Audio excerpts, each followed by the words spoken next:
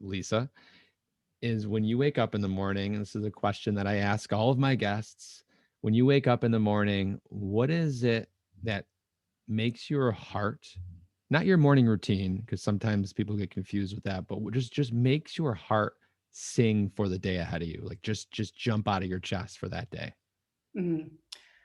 The possibilities of everything that will come from a new day, like who I'm going to connect with, what conversations I'm going to have, who I'm going, like what magic is going to unfold in the possibilities of a new day. What am I going to create? I love creating. So it's just, it's a day filled with possibilities. That's what gets me up in the morning, just an aliveness and a love of life. A real, like not just saying it from my mind the way I want it to be, but from my body. Like I love, like I get up and I love my life. I love the life that I've created. Yeah. Well, there's a book that I read. It was called Built to Serve. I think it was Evan Mm, Carmichael. And when you said that, it reminded me of he was saying that, and I want to ask you this. He was saying that it's really almost impossible to be truly happy if you're not serving in some mm. way, serving others. So it sounds like you're just that your day is filled with just you're happy to be there that day and do what you're doing. So what is it that you're doing that fills you up so much like that? Connections, people. So I'm a connector and I'm a communicator. They're sort of my two things that I've really discovered later in life. So I'm almost 50. And so I love connecting with people. I love connecting people to people. I love connecting people to information. I love connecting people to resources. It's sort of like I love the plugging in because I see things so clearly now at this age. I can meet somebody and see what's going on for them so clearly without needing to fix it, but plugging them into the resources, the information, the people that they need. So I love that. And my intention, I have it stuck on my mirror, is how can I add value? How can I contribute to people throughout the day? So that is everyone from my partner to my kids, to my parents, to the people I work with, to the people I'm connecting with, to the people I bump into in the supermarket. I mean, it is everyone. That is my orientation now. Now, Justin, it wasn't always that way because I was previously in a whole lot of, for 20 years, I experienced depression and anxiety. So I was very inward. It was all about me. So I understand now, having changed that relationship with self, how now it's just not a matter of, do I want to serve? It's just, it's a natural evolution of what happens when you're so filled up and you're so in contact and in connection with yourself that you just want to. It's just it's a natural progression. Yeah, Lisa, I like how you said that because I can imagine, and this is just from personal experience, where we'll listen to this, right? Something like that you just said, and then we'll force ourselves to want to do that. Mm. But if you're not, what you're saying and is what, if you're not fully like aware, connected, or what, I don't know, you explain it, that you're coming from an authentic place. How did Mm. you do that, or what was the process? How did you figure this out? Was it a long journey? Was it like a Mm. 1 day moment that you had that, what is, you want to just elaborate Mm. a little bit on that? Sure. No, it's not a short. It's not a short story. So I'll give a sort of a very condensed picture, but it's the last 14 years. Okay. So I had twin boys 16 years ago. They were born 3 months early. I went slip sliding down a very sort of steep slope and ended up very, very, very depressed. But I had been for years. And then I met a kinesiologist, and that literally that session 14 years ago put me on a whole different path. It changed the whole trajectory of where I was going. And so then I've spent the last 14 years coming back to self, understanding who I was, connecting to the essence of who I am, and recognizing that everything that I was hiding for those many years because I was so ashamed are actually what's liberated me and what's brought me into deeper connection with other people by bearing my humanness, my the stories, the hurts. There's nothing to be afraid or ashamed of. So now, I know that I stand for authenticity. I'm not afraid. I'm not afraid of showing up. I'm not afraid of showing my humanness. I'm not afraid of saying, parenting has been the hardest thing I've ever done. I'm not afraid of any of that or the judgment, because I don't have that level of judgment of self. And therefore, I'm not afraid of what other people are thinking of me, which was what drove me for so many years. Yeah, it almost seems when you say that, it almost seems like like individuals or many people are like who can hide it best. It almost Mm. feels like that's happening, right? Because you'll put yourself out there and then somebody will comment or say something. There's obviously good comments and good things, but somebody will say something like they have everything figured out and perfect, and then it makes you kind of shrink in. Is that what you're saying? Kind of what was happening to you to a point? What was happening to me was probably more so that I was so disconnected, so I didn't know who I was. Okay. And so now I'm able to say, you can ask me a question of what it is that wakes me up in the morning and has me full of life. And what is it that I find the hardest? I can answer those honestly because I know, and one, I'm not afraid of what other people will then think of me or say of me. Okay. It's none of my business. Then let me ask you this then. I appreciate that. I appreciate the vulnerability. So on this podcast a lot, we're always talking about like how can we keep our relationships strong, our inspiring with our partner, right? And loving. And what about if it's just not working out? What if it's just not meant to be and you've just come to that conclusion, you know, obviously you went through that, right? Mm, In a divorce. yeah.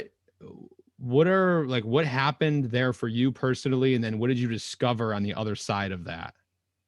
That's such a that's a whole conversation in itself. What I will say is, yes, for some people they can liberate. They can liberate themselves, and they can express and live the life that they want to live inside a marriage. They can do that by changing themselves, which then changes, as we know, when we change, the other person changes because it can't not be affected.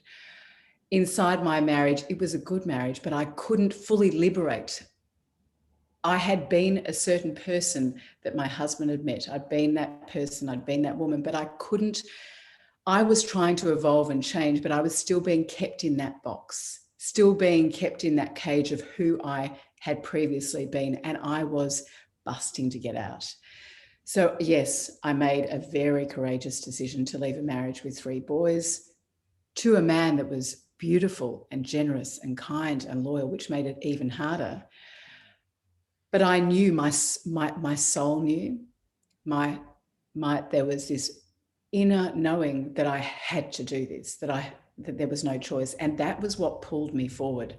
That's what had me making choices and conducting myself and being, not conducting, but being in a way that allowed the relationship to unfold in an easy and graceful way. And I say it was done, well, maybe not easy, but it was done with ease and grace. And that was my intention for both of us. And so now, 2 years on the other side, my relationship, I believe, with my ex-husband is greater. I feel, I can't speak for him. I liberated him in liberating myself. There is a ease and a friendliness and a warmth and a I know him because I spent 20 years with him, and I appreciate him in a way that I wasn't able to when I was inside the marriage. So I don't advocate for people breaking down a relationship, but in my case it was necessary, and in my case actually it was for the greatest good of my ex-husband and also my kids, because my kids, I'm seeing that what I wanted to show them, Justin, is I wanted to be a demonstration of what it means to live from your heart. Knowing that when we live from our hearts, we're actually living, that we're making choices for the greatest good of everyone around us.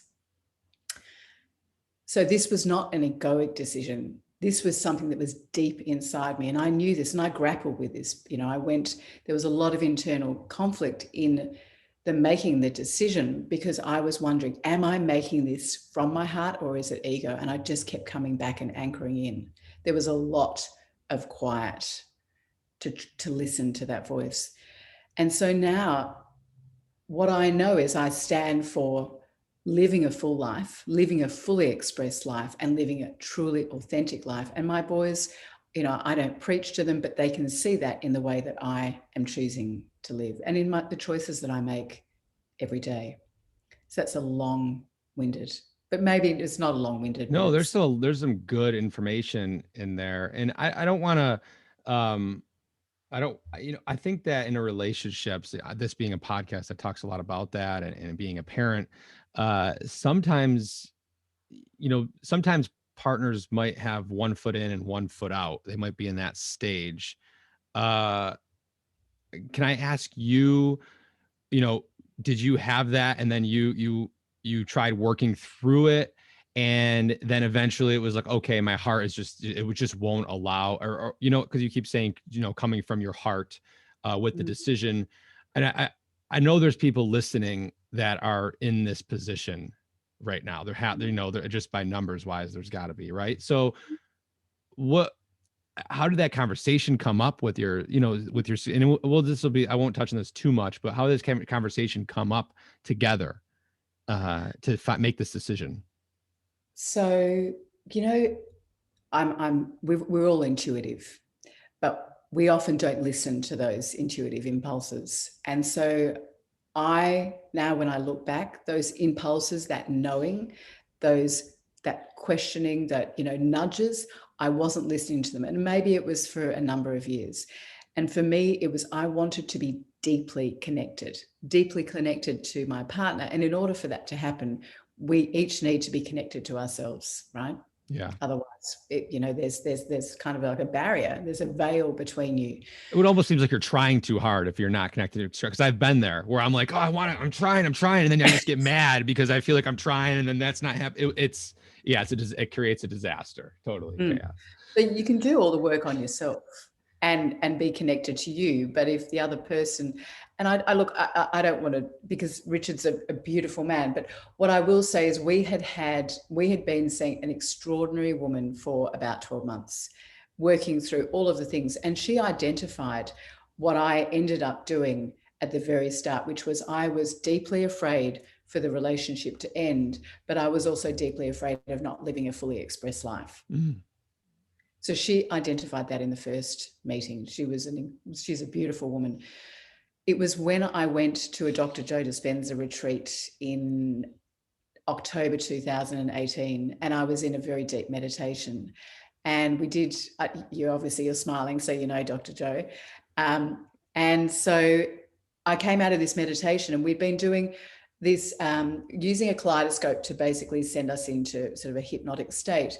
And then we had created our own mind movie, which is basically it's like visualizations, but with pictures and affirmations. This mind movie I'd created was before I went to this meditation. This was about the fourth day in.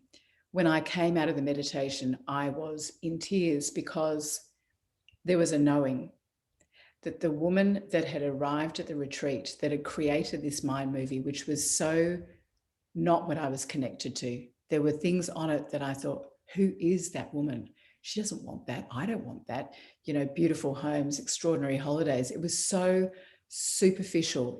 I was seeking happiness inside of what I had created. I knew then. I didn't want to know, but I knew then that it was never going to be the same again. And that ultimately, unless things really changed, that was the end. When I came back to Melbourne, because it was up north in Australia, when I came back to Melbourne, I was still trying to ignore. I would get that nudge again, and I was like, no. Going back into settling. And it was within 6 weeks that we had the conversation, because those nudges just would not go away. It sounds like you were in real strong mind body connection, like really Very. strong, especially coming back from that retreat. And that just shows the power. I talk about meditation a lot. And I mean, it's one of the core pieces of this podcast.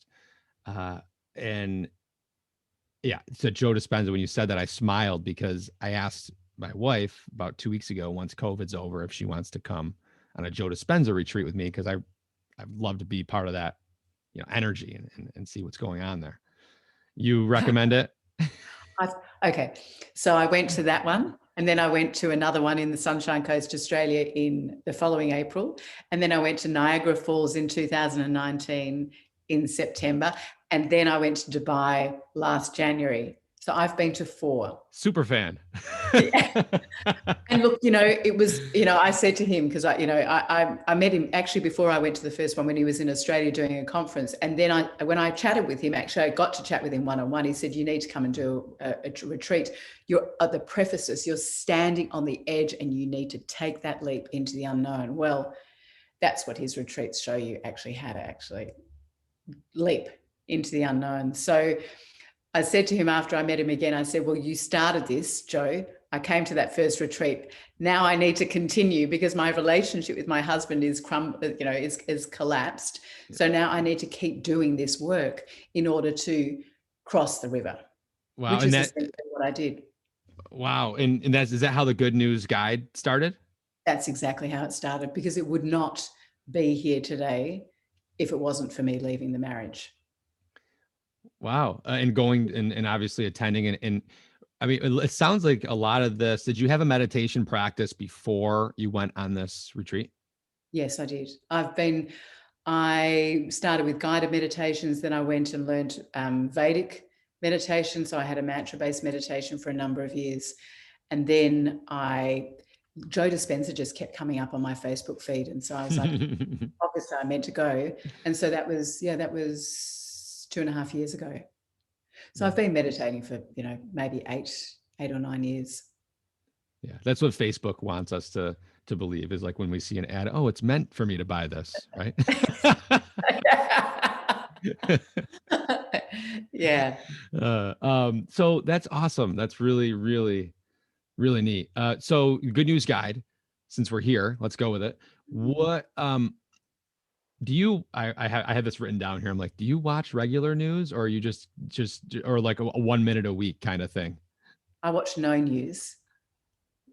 Is that what you're asking me? Yeah, Mainstream yeah, news. yeah. No news. Okay. So how do There's you no stay in touch with, what's going on? So this has been, I stopped watching the news maybe 8 or 9 years ago, and I got so much flack from, it was more so men saying, well, how do you expect your kids to be educated and to be kept well informed? And I really struggled at the time to answer that. I just made that choice because each time I'm a highly, highly sensitive being. Each time I would watch the news, my whole energy would contract and I would feel sad. I'd be deeply, deeply moved by the news, to the point that I was like, this is actually not working for me. And I was becoming much more mindful about how I maintained my energy, because, I was doing things to uplift myself. I was meditating, I was doing breath work, I was journaling, and then I would watch the news and then it would just collapse. And then I'd have to liberate and shift my energy again. So I was like, that's it. I'm done with it. How do I keep informed? People keep me informed. If I need to know something, people will share that with me. There's a lot of news that is not relevant. And where I have come from now is, how can I contribute? How can I add value in the world from the greatest place? Well, yes, I can put my attention on what Trump's doing. I can which is where people want to go to, or I can say, okay, I understand. If I put myself in his shoes and I look back at his story, he was deeply unhappy. Now, his behavior was as a result of all the things that happened to him. Now, am I okaying it? No, but I'm not going to divert my attention to that when I can give, I can contribute, I can value in ways that are enormous and huge in what the planet needs, by maintaining my energy and my focus and where I want to place my attention and energy. Does that answer your question? I really like this concept.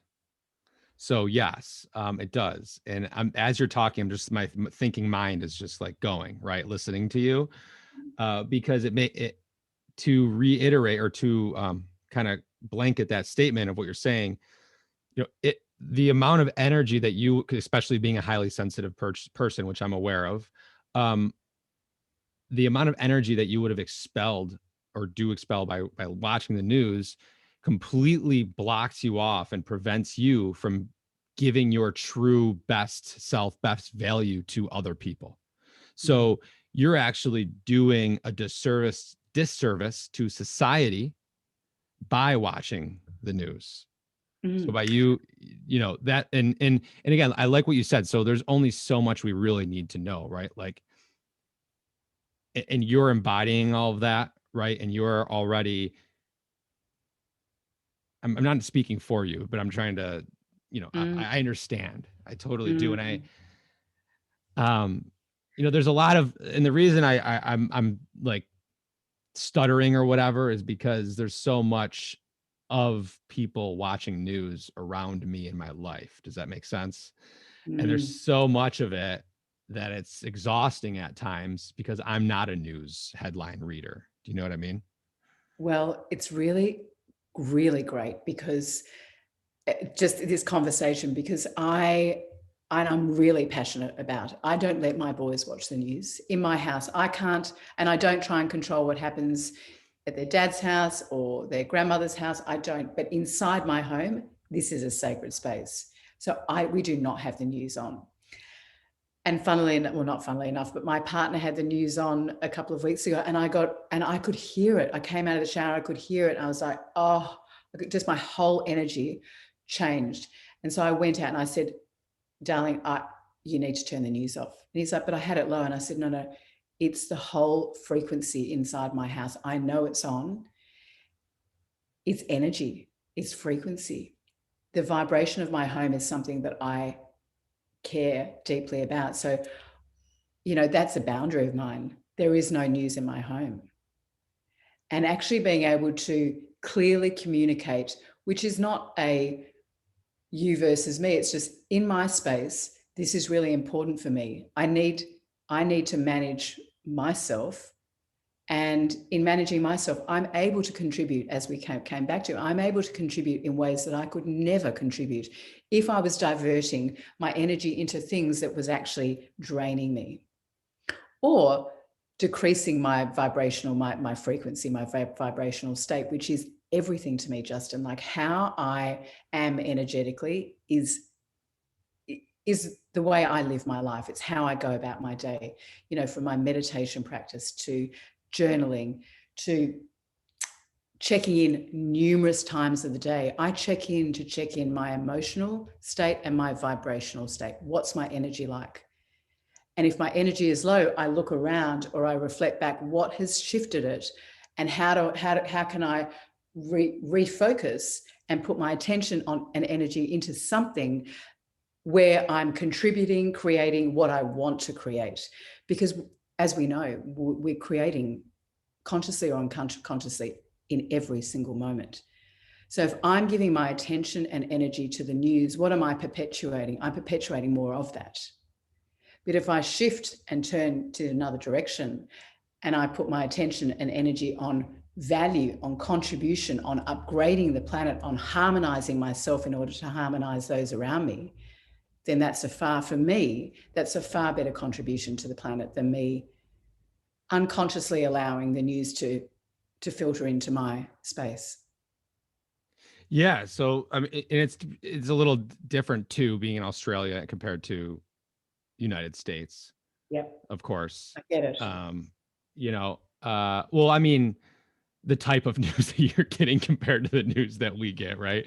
I know you probably hear about a lot of it, but um, so it's really cool. It's fascinating talking to somebody who there's just no news, because somebody will say, well, what's the number one thing someone says to you when you tell them that? They don't say anything anymore, but they used to. I used to get either no response, because they were dumbfounded that I would make that choice, or I did have a lot of judgment around, well, that doesn't make you very well that doesn't make you very well educated.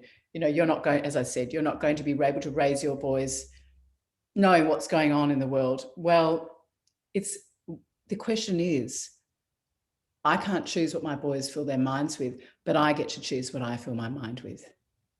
Yeah. And do I want to fill it with that? No, I don't. So that could be ignorant. But in my ignorance, what am I doing for the world? I know that the way I'm showing up as a mother, I know the way I'm showing up as a partner, I know the way I'm showing up certainly as a daughter, which has really transformed again. We've had a new sort of a level of a deepening of love and understanding with my parents, that is because I consciously choose where I put my energy, where I put my focus. And one of those things is not to give that to the mainstream news, which is why, funnily enough, the Good News Guide was actually birthed, or the seed was probably formed when I stopped watching the news. And I said, why can't somebody offer a form of news, not the way that we know news, that has us feeling good, that uplifts us, that expands our minds, that gives us information that we're not currently aware of, because the news doesn't do that. And that's what, when I looked up the definition of what news is, it's new and noteworthy information. Well, the information and the people I bring on the Good News Guide for a lot of people is new. It's not what we're given. It's not what we're taught at school. It's not how we're educated. Right. We're not taught at school that we're the creator of our lives. We're not taught at school that we have choices. We're not taught at school that one of the most important, the most important thing is our relationship with self. We're not taught any of that. Yeah, I was on your website. I saw the people the type of people that you surround yourself with. It's definitely good news related. I was having this conversation about 2 months ago with my father. Why didn't somebody come up with a news channel? It's all good news. And he goes, well, they probably tune in for a couple months and then their like natural brain is like, no, I need some negative stuff. I need some like some hardcore stuff or whatever. And they would just go back and be sick of, and I wonder if, our brains are just wired to want to have that for some reason. Do you know what I mean? Yeah, yeah, because we're habitual beings, aren't we? And we like familiarity. Yeah. I think the thing is, so I was initially, I've called it the Good News Guide. And yes, there's good news, but the good news is factored in. It's not just a story of good news. The good news is factored into transformation. And so for me, that's one of my highest values is transformation, which is why I created this channel. Yeah. So it's about transformation and the good news, in inverted commas, that comes from that.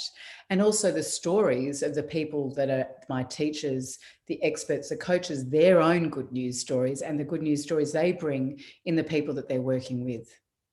Yeah, I love hearing stories with individuals like you who work with other people, and then they see they have transformations. Like how many times have you seen somebody or worked with somebody that transformed their lives by going through the process or that you work with them with? So can you ask me Let me that? ask that. Yeah, sorry. So how many different lives have you seen transformed um by the processes explained or the stuff talked about on your Good News Guide channel? Countless. I mean, all the people that I'm around, my community and beyond. I mean, I've got a very large network. They're all plugged in to different people that I've either plugged them into or we've plugged into together. There's transformation is all around me. It's every day. I'm witnessing it every day in myself and everyone around me.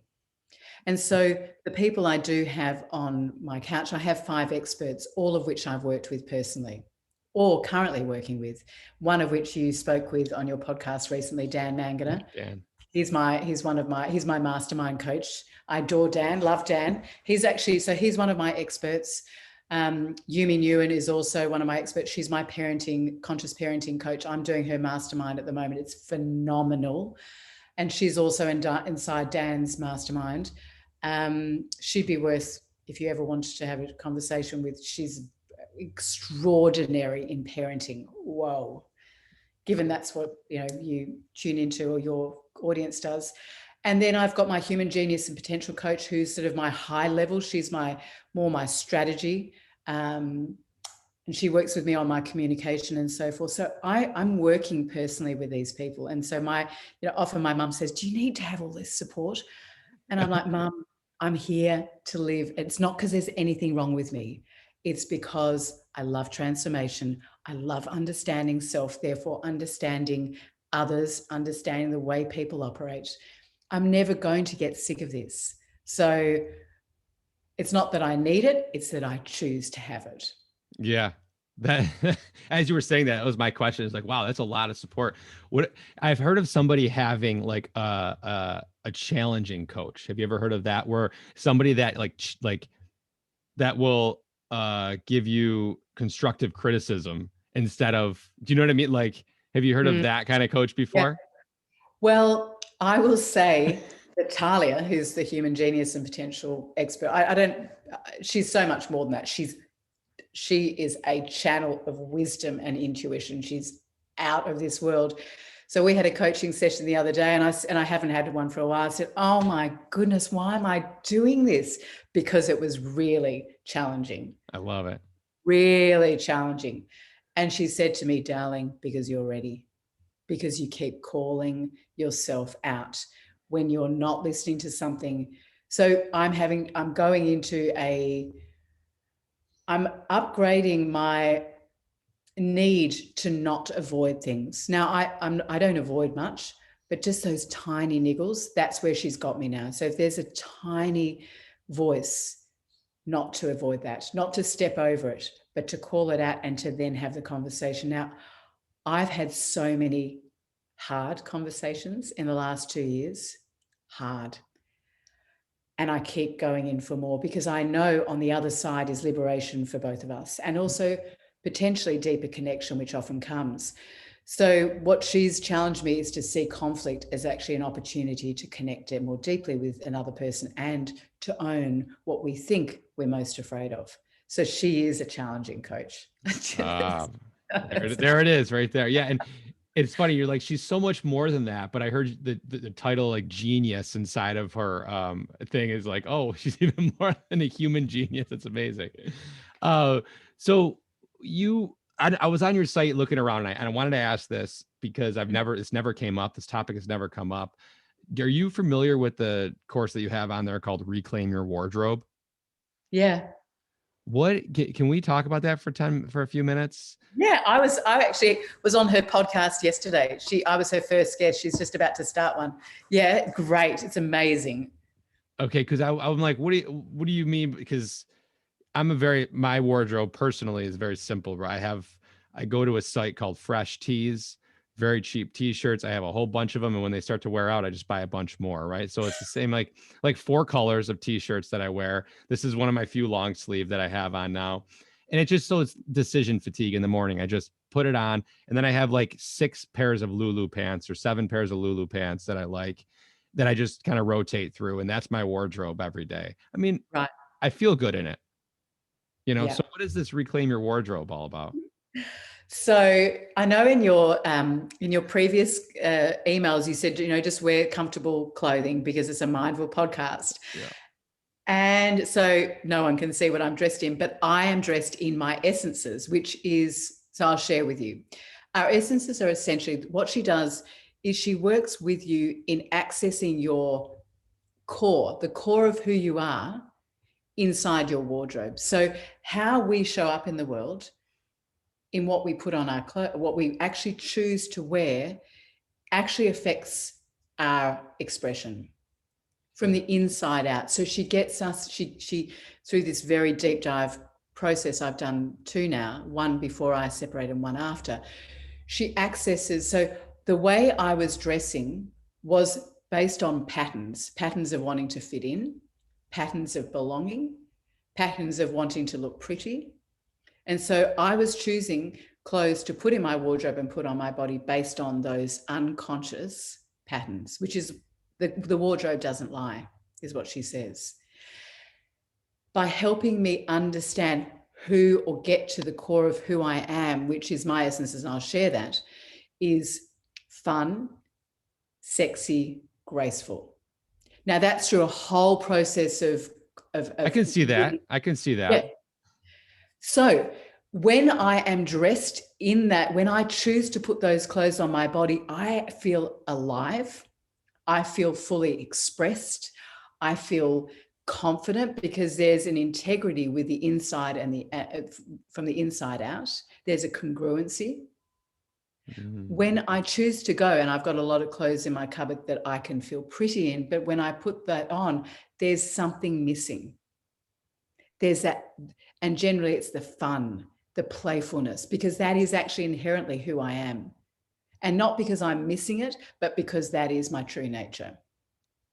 Your earrings are definitely a fun statement piece. That's for sure. Like big Yes. dangly. Got And I've got patterned pants oh, I on, like and those. Those look yeah, comfy yeah, yeah, too. yeah, yeah, yeah, yeah.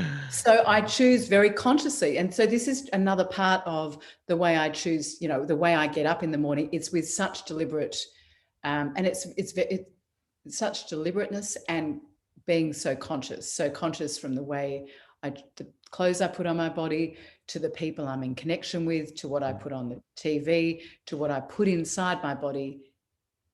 It's done more and more consciously. And Yeah. as I've done that, my life and how I feel about my life has just exploded and expanded.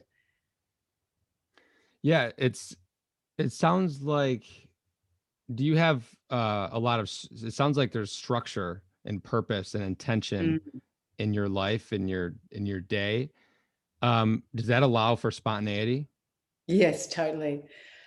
And this year, it's been very much what I got from the end of last year, because I put a lot of energy and time into building the Good News Guide and really laying the foundations, which I have, and there's solid foundations. They feel really good. But it was like, whoa, okay, now more time for play. In fact, I pulled a card just before we jumped on the call, and it was leap and play. I was like, yeah, yeah, yeah, yeah. I know. I need to incorporate even more plays. So yes, there's structure, and yes, there's deliberate actions. My morning rituals, the things that I do to fill my soul up, yes. And then I do yoga for my body, and I walk and so forth. And then there's more plays. So play for me is music. Play for me is dancing. I love moving my body. So I know that I need to do more of that. And that is probably what, actually, I'm just saying it, that's actually what I need to commit to, is a daily practice of moving my body again. Because I know when I'm inside my body, I get such incredible downloads as well as to what next. Because it's a creative channel. Yeah, that's so like I love listening.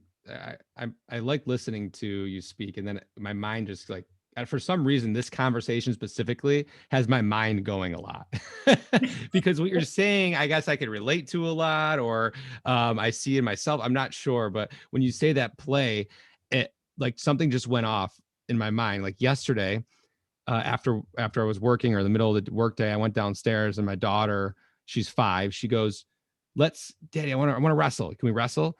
And I was like, "I don't feel like wrestling right now," because I was in like a work mode. I was in this whatever mode or feeling. I guess and then I just literally was like, she asked again. So I said, "All right, you know what?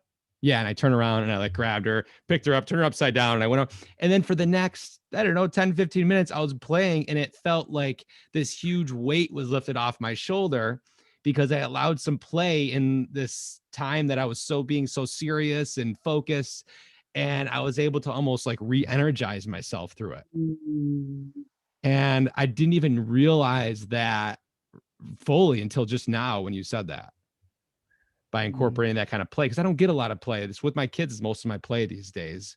I do a lot of my free time with my children, and we're safe with COVID and stuff too. We don't go out too much. Just I live in New York, and so yeah, that was really I eye love that. opening. I'm so glad that you had the opportunity to see what you got from actually allowing yourself the time to play. Because, and just, I so get it, because my boys are 6. I've got twins that are 16 and a almost 13-year-old, 3 boys, and play was not something that I gave myself or was even aware of. But what I now know is the importance of factoring in and putting time in for play for you, not play with anyone else, but what is your idea of play? What what lights you up, what has you feeling playful and childlike, because with that we can bring that energy into whatever we're creating, and it's a different flavor. Yeah. And for me, I know I love turning on music and dancing with my kids, you know, goofily dancing.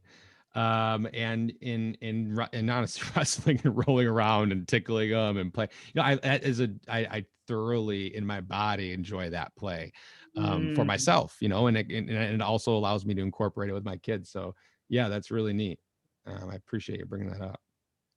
And I don't think, I don't know what your experience was as a kid, but I didn't have a lot of play. There wasn't. I miss that.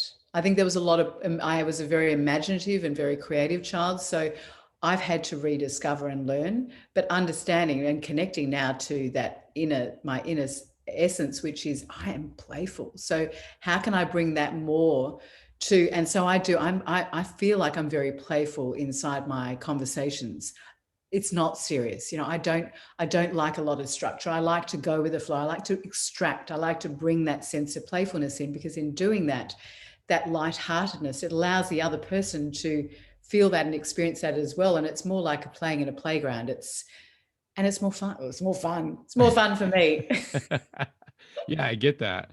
And to answer that, I had there was a lot of play in my childhood. Like it was a lot. Mm. So I was fortunate enough to have a lot of play activity from my parents and family and stuff like that. So totally. Wow. And which is probably why I enjoy it so much now too, Yes. right? So there's that it's fun to explore that and notice it. And one of the things that's coming out of this conversation is kind of taking yourself out of your body and observing what's happening to you in different situations, right? It's kind of the theme throughout this conversation Mm, is you're noticing your emotions, you're noticing your feelings, you're noticing when you're stuck and how to get unstuck and what you did to mm, do that and continually growing that way. mm, Right? I mean, mm, that's what I'm getting out of this. And I think many people are just go through life unconsciously through the motions mm. without that perspective, right? Which is why, the practices of, say, meditation, anything to switch off the stress response and give ourselves some space to be able to see, to be able to witness, to be able to feel, to notice, to ask questions, to reflect, like that I feel now more and more is what I want to put more into my day, because I know the more space I give myself to be, to, I'm it's interesting that you're saying this, or you just said what you said, because what I'm really getting in my journaling now is I'm able to really rise above myself and see my Lisa, the identity that I have created for myself and the constructs I exist inside of, and also then be able to create that space to go, okay, so darling, what is it that's going on? And that gives me an even greater vantage point to see what I need, what I'm experiencing, what needs to change.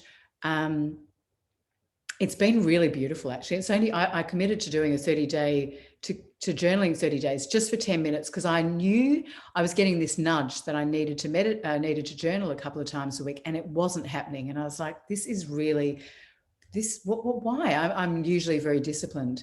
So I've been journaling for about 3.5 weeks now, every day, and it has completely transforming to another level my relationship with Lisa, the small self, and my higher self, is just being able to see what is at play and what might need to change, and what is it that where I might be stuck, but not from a judgmental place, but just very much, oh darling, okay, I can see that, right? Okay, this is what we need to do now. And it's really beautiful. So I really feel like that relationship with my higher self and who I am is developing to a deeper level. And I know with that, then that makes me more present for the people around me. That makes me more compassionate. That has me more loving, more empathetic, more understanding. Yeah. And what you're saying is everything you just said is what you journal about then. right? Things Yeah. that there's just whatever's on your mind, things you're feeling, seeing, noticing. And Yeah. what's really cool about journaling that I've noticed that sounds like you too is we might not even remember what we journaled about last week, but because we put it down and we were conscious of what we were saying and seeing it, it almost is embodied in us Mm. throughout, right? And the consistency of you doing it even just stacks layers on top of layers on top of layers to make it part of who you are, which is really Mm. cool. And for anyone listening, um, what the this is another level of what you're taking your life to and your uh oneness with the universe to, right? Compared to back 10 years ago. You weren't Mm. doing all of this, right? And your way, like your peaceful, calm, playful happiness level higher now than it was then because of this. I've just well, as in Joe Dispenza's terms, and they're not necessarily Joe Dispenza's, but my whole state of being is different. I look. State. I had to send a photo through to somebody of my passport 11 years ago, and I was like, "Wow, look at the face. It, it, it's me, but it's not me." Wow. Because me 10 years ago, well, me 10 years ago, I had started this journey. But, I've been, as I said, I've been on this awakening path for about 14 years now. And so it's a continual unfolding, who I thought I was authentic 12 months ago. And I look at videos now and go, wow, well, I wasn't really that. I'm not as I real get as it. I am now, but it's also, and I know myself on a deeper level now, so I can express that. I get that. I get that. Mm. So what happens to us in this world and society and culture like that we have to go through this? Why isn't it just part of us? You know what I mean? That's one thing that I've always tried to figure out. Like we're born this way.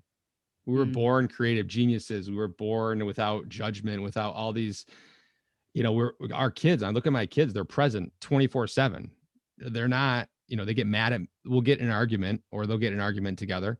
2 seconds later, literally 20 seconds later, they're loving each other and playing again when they were hitting each other and screaming 30 seconds ago. And they just forget about it. And they're like, oh, and then I see adults who fight and they don't talk for years. Mm. So what happens to us? Like what in the, in the higher up level here, but what is it? Just society, culture, relationships that just make us change where we have to find ourselves again? I It's a really great question.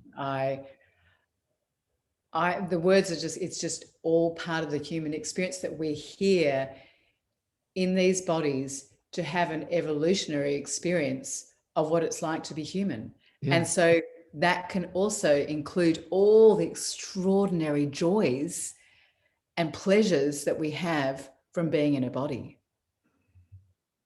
So Yeah. it's all of it. Yeah. Yeah. And if we didn't have the body, well, then we're spirits, and yeah, and we don't get to have these beautiful conversations where we feel inspired and empowered, and then take that out. How, I want this, and how much so better are your conversations now with people? oh, Um, they're all beautiful. I have great conversations because I call them, well, one, I say I call them in, like I attract the conversations that I know are going to serve the other person, serve me, and serve the people that whoever might listen, or, obviously conversations that are not recorded. But I go into each conversation knowing there's going to be a beautiful exchange. I just do. I love it. Yeah. I started this podcast a year and a half ago, close to a year and a half ago, because I couldn't find good conversations to have with my people around me for the most part, I guess. And a lot of that was my fault.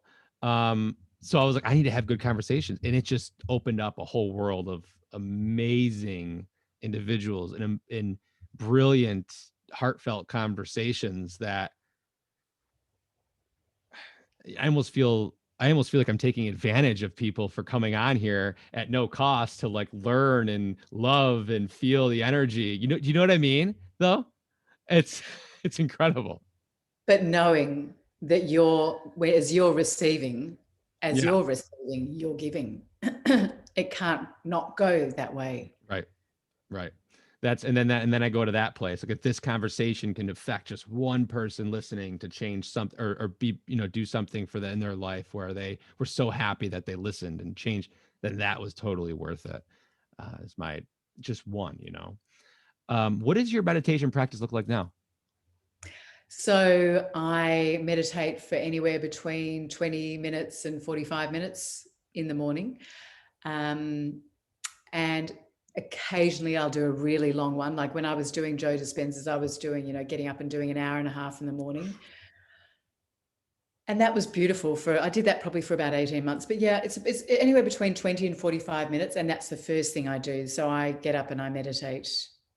And it's interesting. Something's changed again with my, meditation practices. How long have you been meditating for? Just over 2 years daily. Yeah. So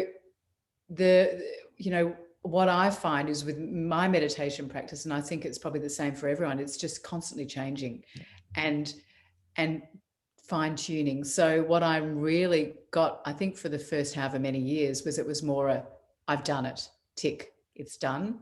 I've done the thing that I've committed to do.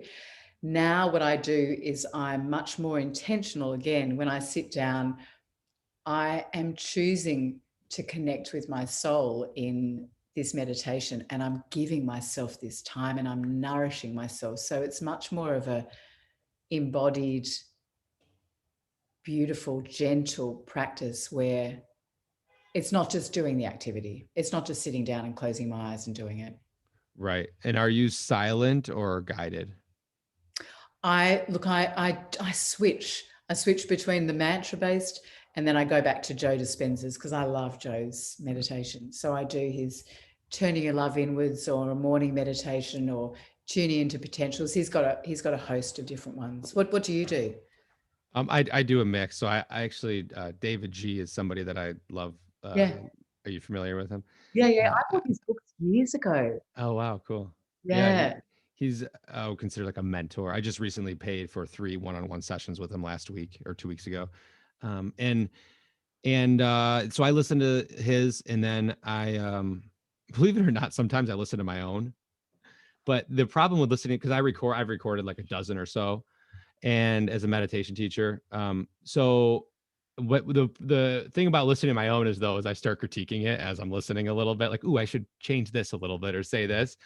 So I get like a half meditation in when I do those, and then I'll sit in silence and do my mantra that I was given from David G. I forget what it's called, but have you gotten that before? It's from TM mainly. Yes, that's mine. My Veda TM Transcendental, which is the same Yeah, as Veda meditation. Yeah, I've yeah, got a mantra, which is yeah. what I use. Mantra. Just going back to what you were saying, I spoke to on my show a woman who's award-winning music therapist, and in this conversation, she shared that our voice actually activates our parasympathetic nervous system.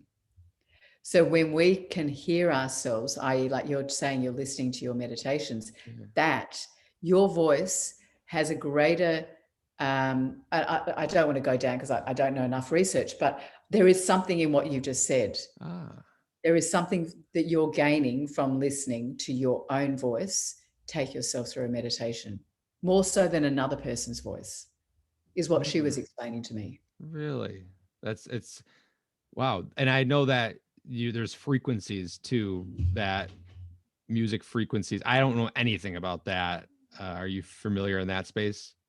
Yes, one of my best friends, one of my closest friends, Greg Papania, who owns Signs Music over in LA, I connected with him actually, I met him through Dan. I saw last year, and I was looking for music because my show is all about raising the frequency of the planet. That's my mission. And so I was like, okay, I need to find music, specific frequency music to use inside the show. And then I had this other download during a meditation. What if I was to play frequency music inside the whole podcast, the whole YouTube show, to actually activate the mind and body to be able to absorb information, to take you into change of brainwave states, not, it's not a bad thing to do it, but to allow the body and the mind to absorb the information that was being presented. And so I connected with Greg, and he composed the music so my intro music is something he created for my show. And we have his frequency music playing inside all my conversations. Neat. And can that be like background music to a meditation too? Yeah. Spotify, check him out, Signs Music. Okay. I'll share his link with you after we've finished. Okay. I'm always looking for new background music for the meditations that I do. He's about to release 9 more albums, he was telling me yesterday. Okay. He's in extraordinary. The studio making it happen. He composed music for Amy Winehouse and Snoop Dogg. Like, that was his pre-frequency days, and he still does work with some well-known artists, but he's a genius. Okay, I'll get that contact after this for sure. So, all right, and then if you can, this is a question that I ask everybody, and if you can go back and tell your 18-year-old self any piece of advice and she would listen, what is something that you would say to her? You've got this.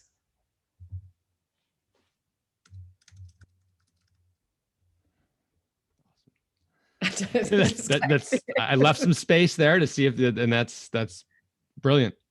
I mean, I could go, I would go, you are so beautiful, you are so extraordinary, the magic you're going to create. But it's like, no, I just needed somebody just to say, you go, girl, you've got this.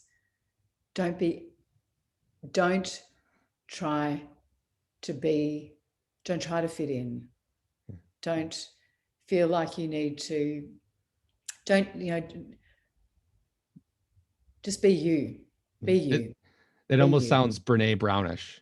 Brene Brown. People have often said that there's similarities between her and I don't see it. Really? Oh, that's funny. I mean, she's amazing. I love her. Yeah, I went and listened to her talk a couple of years ago in Melbourne, but it's very much just, you've got this. Yeah. Just be you. Yeah, you give off that, that authenticity with that statement, and I feel that, that's cool. All right. Well, sorry, it wasn't more poetic. No, that there's a lot to that simple three-worded sentence there. So, thank you so much for being on, Lisa. I want to honor your time and the hour here and mine. Is there any place that we can get in touch with you? My listeners can sign up for something on your website. Where can you direct them? Well, so thank you, firstly, Justin. I've really enjoyed this conversation. See, there's the hour. See, right there. You're like, okay. That was my energy check-in. That's my energy check-in, not for the hour. well, let's check in. Well, how are we feeling? I feel alive. I feel inspired. I feel connected. I've really, really enjoyed this conversation. Because you never know before you meet somebody how it's going to unfold. So, and I'd listened to a couple of your conversations, so I knew a little bit, cool. But it's lovely to have the experience. So thank you. How can people connect with me? I've got a YouTube channel, The Good News Guide, and my podcast is also called The Good News Guide. And you can also check out my website, lisawinneke.com, and I've got information, I've got resources, I've got recommended programs. I'm launching my membership program actually on Monday, but by the time it launches. So, and that's basically got all my favorite people inside running weekly masterclasses and wellness classes and sound baths and qigong sessions, and I'll be doing live coaching once a month in there. So it's exciting. I've loved it because I love curating and I love creating spaces for people and I love community. I'm big into creating communities. So yeah, there's plenty of ways you can check me out. Great. Yeah, I could see that you're like you said in the beginning of this podcast, connector. Like you connect people, and you created like a really cool group. And it sounds like this membership is going to have all them involved in it. It just doing a lot. Something I might actually be interested in. That's really neat. And so you have that alarm. How many of those alarms come off per day? I have to ask. I have them at these funny times. I'm big into numbers like 1111, 222, 3. So I have it like, I can tell you, I think I've got them, I have them about 7 times. Yeah. And how does that, one last, how does that work? Do you just close your eyes and just check in, or do you I just, close my eyes, I put my hand on my heart, sometimes my hand on my belly, sometimes my hand on my third eye and belly, connect in and just check in on my energy. And again, because what Joe's work did for me, Joe Dispenza's work did for me, is connect me with my heart, like actually connect me with the energy, not just hand on my chest, but the energy of my heart. And so, which is where we create from. And so my whole premise when I come back is anchoring back into my heart. And then from that place, resetting and going on, for the next couple of hours, and then resetting next couple of hours. So to say that I am heart led, yeah, I can say that mm, completely, because that is actually my intention, is coming back to the heart and being guided, being asking those questions. Okay, what next? yeah, I'm going to take that and steal that from you, because I used to set 4 alarms a day. I actually put a video up years ago. That was just to breathe and check in with my breath. So I would do like 3 or 4 breaths, and that alarm would go off. And I haven't done it in about a year. So I think I'm going to reset my alarms and start doing something like that again. So thank I you. love it. It's so good. It's so easy. And you didn't steal it from me. I stole it from somebody Right, else. right. So you took it. They took it from someone else. I'm gonna steal it. I'm gonna come from you again. Oh, that's Yeah. great. Well, thank you so much, Lisa. And I'm gonna press stop now.